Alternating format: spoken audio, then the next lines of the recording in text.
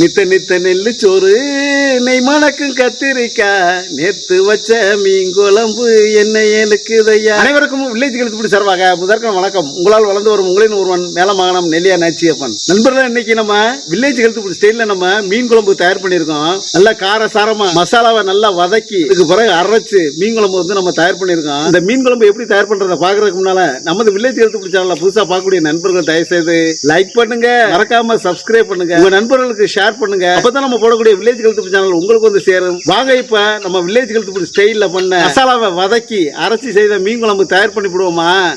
வாங்க தயார் பண்ணி விடுவோம். தயார் பண்ணி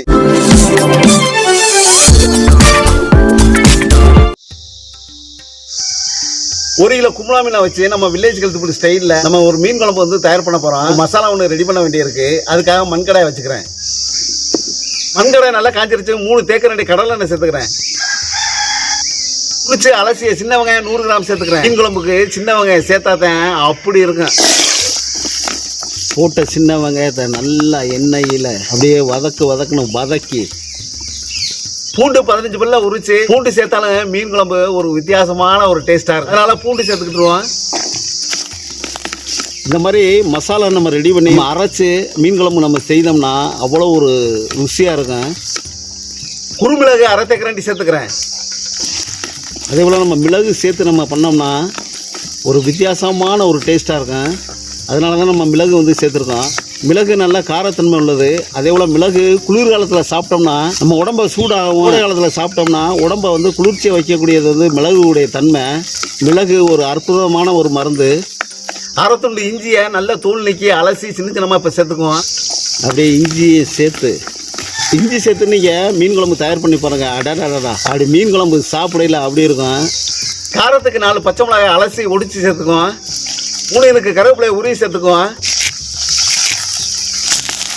போட்ட கருவேப்பிலையும் அப்படியே எண்ணெய் கிண்டு நல்லா கிண்டி விட்டு 3 தக்காளி பழம் நம்ம எடுத்துருக்கோம். குறைஞ்சது 150 கிராம் இருக்கும். அந்த தக்காளி பழத்தை நல்லா அலசி சின்ன சின்னமா நறுக்கி இப்ப சேர்த்துக்கிறேன்.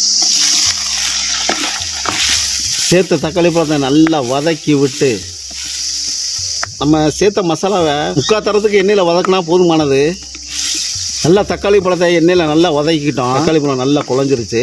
மீன் குழம்புக்கு நம்ம தேங்காய் சேர்த்தோம்னு வச்சுங்களே, அடேங்கப்பா மனமும் ருசியும் அப்படி இருக்கு. அரை மூடி தேங்காய் சின்ன சின்னமா நறுக்கி இப்ப சேர்த்துக்கிறேன்.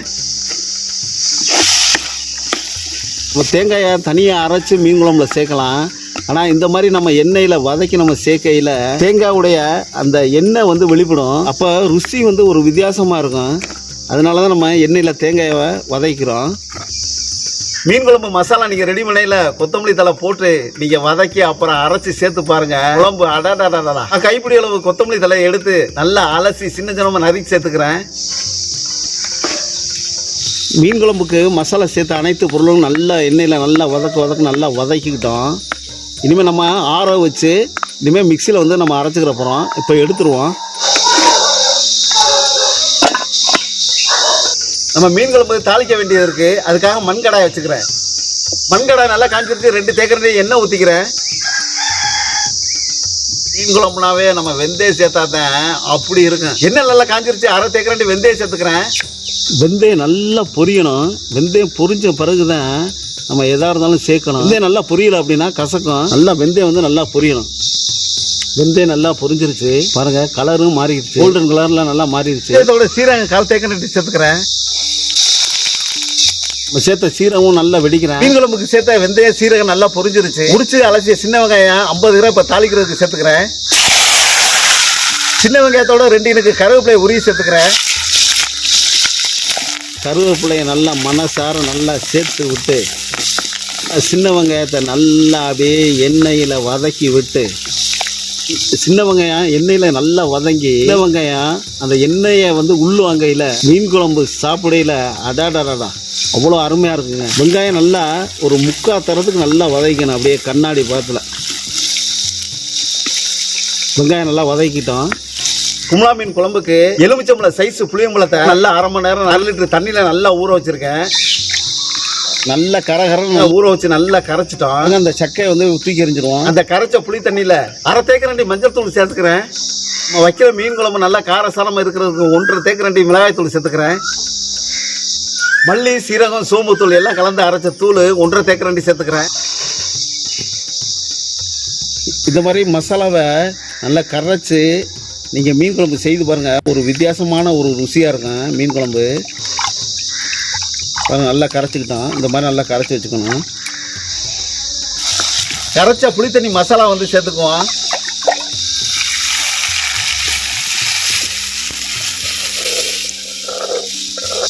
நம்ம சேர்த்த புளி மசாலாவுக்கு கல் உப்பு 1 தேக்கரண்டி சேர்த்துக்கிறேன். சேர்த்த கல் உப்பையும் அப்படியே நல்லா கிண்டி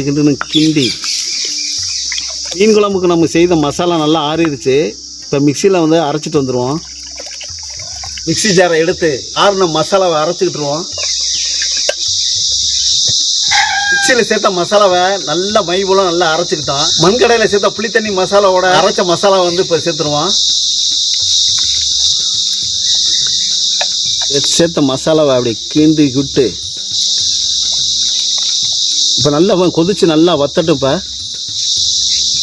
இப்போ மீன் குழம்பு வைக்கையில் தக்காளி பழமும் அதே போல புளியும் கரைச்சி நம்ம சேர்த்துருக்கோம். இந்த புளிப்பு தன்மையும் ஒரு வித்தியாசமானது. அந்த மீன் குழம்புக்கு ஒரு மாங்காயை நல்லா அலசி இப்போ சேர்த்துக்கிறேன். மாங்காவுடைய புளிப்பு தன்மை ஒரு வித்தியாசமா இருக்கும். அப்படியே சேர்த்த மாங்காயம் அப்படியே நல்லா வெந்து நல்லா கரையட்டும். எவ்வளோக்கு அவ்வளவு நம்ம மீன் குழம்புக்கு நம்ம கூட்டி வச்ச குழம்பு வத்துதோ அவ்வளவு மீன் குழம்பு அருமையாக இருக்கும். நல்லா வத்தின பிறகு தான் நம்ம வந்து மீனே வந்து சேர்க்கணும். இப்போ நல்லா வந்து வத்தட்டும். கொதிச்சு நல்லா வத்திக்கிட்டு இருக்கு. இன்னும் ஒரு 5 நிமிஷம் நல்லா கொதிக்கணும். நல்லா கொதிச்சு நல்லா வத்தணும். பாருங்கள், இப்போவே நல்லா கெட்டித்தன்மை வந்துருச்சு. அதே போல் நம்ம சேர்த்த மாங்காயும் நல்லா முக்கால் தரத்துக்கு நல்லா வெந்துருச்சு. நல்லா கொதிச்சு நல்லா வத்தட்டும். கொதிச்சு நல்லா வத்திருச்சு. அதே போல் நல்லா எண்ணெயும் நல்லா பிரிஞ்சு வந்துருச்சு. எண்ணெய் நல்லா பிரிஞ்சு வந்தாவே குழம்பு வந்து அவ்வளோ ஒரு டேஸ்ட்டாக இருக்கும். அப்படியே லைட்டாக கிண்டி விட்டு நண்பர்களே, நம்ம மீன் சேர்க்கறதுக்கு முன்னால் நம்ம உப்பு வந்து செக் பண்ணிடுவோம். ஆனால் ஏற்கனவே நம்ம உப்பு சேர்த்துருக்கோம். உப்பு கம்மியாக இருக்குது. 1/2 தேக்கரண்டி உப்பு சேர்த்துக்கிட்டுருவோம். கல் உப்பு மீன் குழம்புல ஒரு கல் தூக்கலாக இருக்கணும் உப்பு. அப்போ அந்த ஒரு கல் வந்து தூக்கலாக இருந்துச்சுன்னா மீனில் வந்து நல்லா சாரும். மீனில் நல்லா கல் உப்பு சார்ந்து மீன் நம்ம சாப்பிடலாம் நல்லா ருசியாக இருக்கும். பாருங்கள், நல்லா வத்திருச்சு. அதே போல் நம்ம சேர்த்த மாங்காயும் நல்லா வெந்துருச்சு.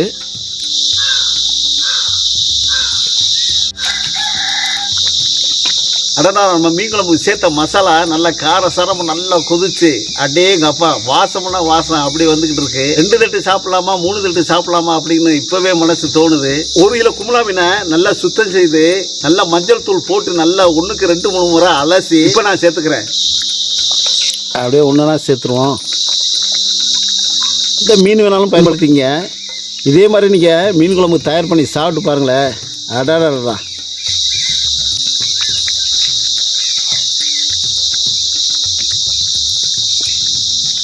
நண்பர்களே, நம்ம மீன் வந்து நம்ம சேர்த்துட்டோம். நம்ம மீனை வந்து இனிமேல் கிண்டக்கூடாது. மீன் போட்ட உடனே கடைசி நேரத்தில் சிம்மில் வச்சுக்கோங்க. 5 பல்லு பூண்டு, 1/4 தேக்கரண்டி மிளகு, 1/4 தேக்கரண்டி சீரகத்தை அம்மியில் கந்தலும் கதக்கலுமா நச்சு மீன் குழம்புல சேர்த்தோம்னா அடாடா, மீன் குழம்புடைய வாசமும் அதே போல ருசியும் அப்படி தாங்க இருக்கும். நீங்கள் புளிக்குழம்பு செய்தாலும் சரி, காரக்குழம்பு செய்தாலும் சரி, நீங்கள் கண்டிப்பாக இந்த மாதிரி நச்சு சேருங்க. அவ்வளோ ஒரு அருமையாக இருக்கும். இப்போ கந்தலும் கதக்கலுமா அரைச்ச மசாலா வந்து இப்போ சேர்த்துக்கிறேன். அப்படியே தூவி விட்டுருவோம். அப்படியே லேசாக அப்படி மெதுவாக சாறு அளவுக்கு பண்ணி விட்டுருவோம். மீன் குழம்புல சேர்த்து விட்டு மிதமான தீயில நம்ம சேர்த்த குமுலா மீன் நல்லா கொதிக்கட்டும். நண்பர்களே, நம்ம மீன் சேர்த்து ஒரு 5 நிமிஷம் ஆயிடுச்சு. கைப்பிடி அளவு கொத்தமல்லி தலையை எடுத்து நல்லா தண்ணியில் அலசி சின்ன சின்னமாக நறுக்கி போய் சேர்த்துக்கிறேன். கடைசியாக கொத்தமல்லி தலையை தூவி அப்படியே லைட்டாக போட்ட மீனை நண்பர்களே, நம்ம அருமையான முறையில் வில்லேஜ் கழுத்துப்புடி ஸ்டைலில் மீன் குழம்பு நம்ம தயார் பண்ணிட்டோம்.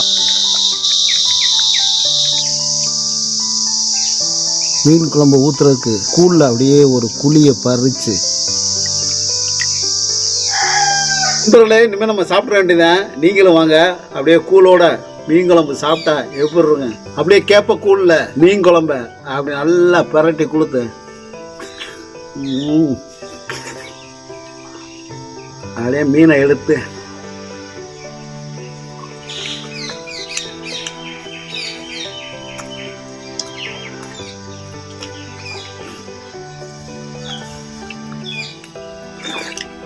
மீனில் போட்டோம்னா மாங்காய் துண்டு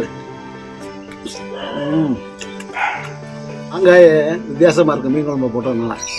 நண்பர்களே, இதே மாதிரி நீங்கள் மசாலாவெல்லாம் ரெடி பண்ணி அதுக்கு பிறகு அரைச்சி நீங்கள் மீன் குழம்பு தயார் பண்ணி பாருங்கள். அவ்வளோ ஒரு நாக்குக்கு வந்து ருசியாக இருக்குது. இந்த வில்லேஜ் ஹெல்த் சேனலில் புதுசாக பார்க்கக்கூடிய நண்பர்கள் தயவுசெய்து லைக் பண்ணுங்க, மறக்காம சப்ஸ்கிரைப் பண்ணுங்க, நண்பர்கள் ஷேர் பண்ணுங்க. அப்பதான் நம்ம போடக்கூடிய வில்லேஜ் ஹெல்த் சேனல் உங்களுக்கு வந்து சேரும். மீண்டும் அடுத்த வீடியோவில் சந்திப்போம். உங்களால் வளர்ந்து வரும் உங்களில் ஒருவன் மேலமான நெல்லியான் ஆட்சியப்பன். நன்றி, வணக்கம்.